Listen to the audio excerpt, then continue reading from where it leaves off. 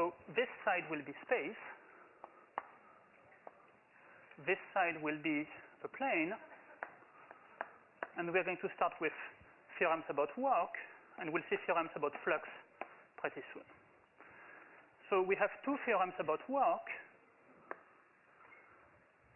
In the plane, that's called Green's theorem. In space, that's called Stokes' theorem. Okay, so Green's theorem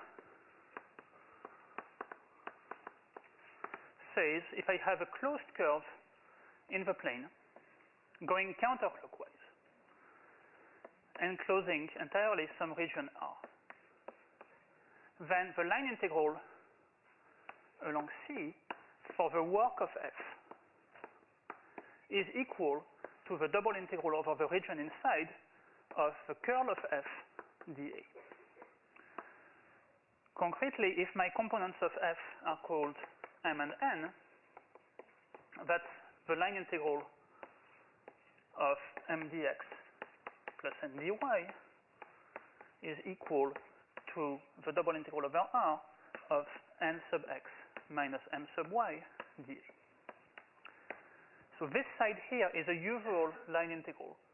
This side here is a usual double integral in the plane, and somehow their values end up being magically related. Well, not quite magically, we've actually seen how to prove it, but, you know. Okay. And now, the analog of that in space is Stokes' theorem. Stokes says, if I have a closed curve in space, okay, so now I have to decide what kind of thing it bounds, and the answer is it will have to bound some surface, but I have a choice of surface. Okay, so I choose my favorite surface, bounded by C. Well, I guess I'll just draw it like that. And I have to choose a compatible orientation. So remember, we've seen this right-hand rule for choosing how to orient the surface. I believe in this case, if I take C like that, then the normal vector has to go up.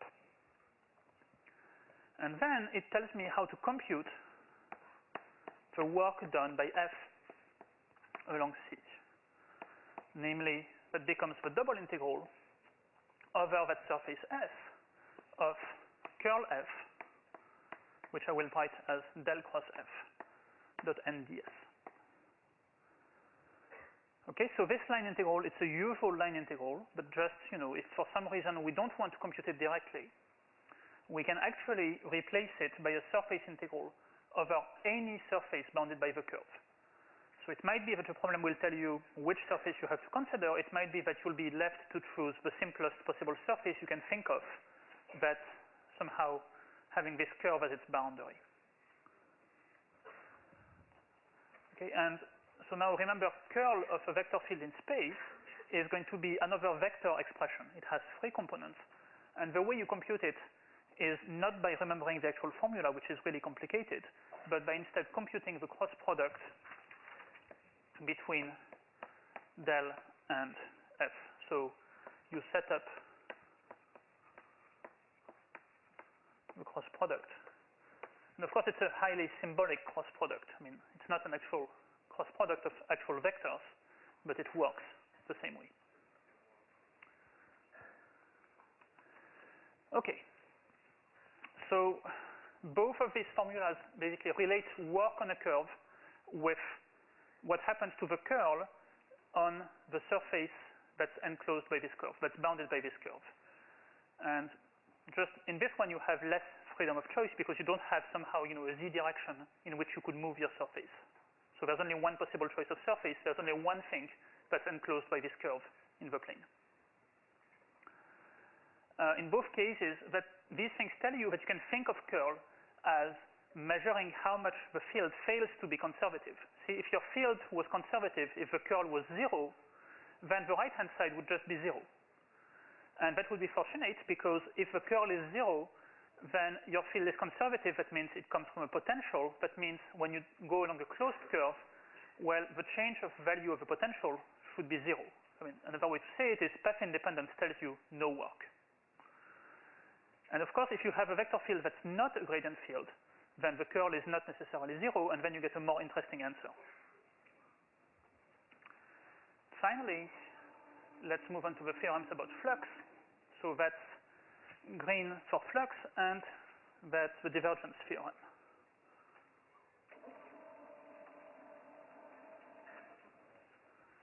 So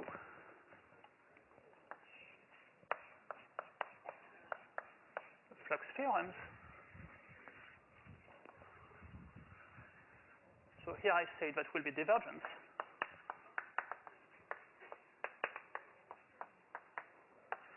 And here that will be green again.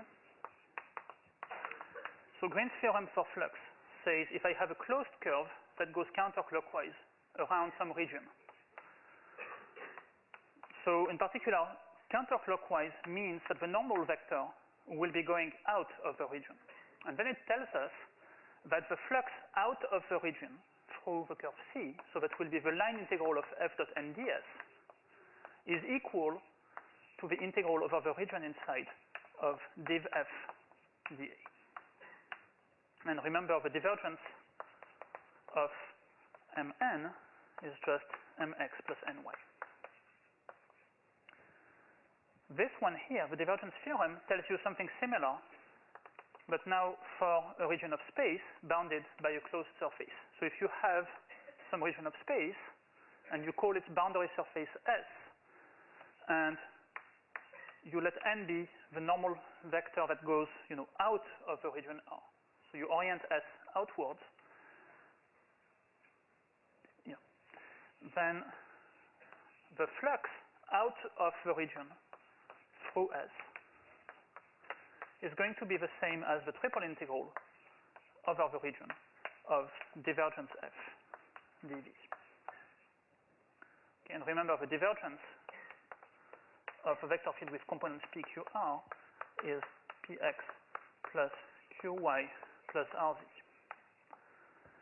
So what do these two theorems say? Well, they say essentially the same thing. They say the total flux out of a region is equal to the integral of divergence over whatever's inside. And the reason for that is, again, we've seen for a velocity field, the divergence measures how much things are expanding or how much stuff is being created. It tells you the amount of sources per unit portion of the region. So when you sum that over everything, you get the amount of fluid that's being, the total amount of sources inside here, and that tells us how much stuff has to go out per unit time. That's basically the interpretation. So in a way, I'd be tempted to say that, this table of 4 theorems is somehow the culminating point of 1802. And you do well to remember them. However, I'd like also to point out that these theorems are completely useless if you don't know how to compute any of the integrals that are in there. So all the stuff that was around there before is actually somehow more fundamental. If you don't know how to compute the double or triple integrals, then this is of little use to you. Okay, so that's the end. I guess I have to wish you happy holidays.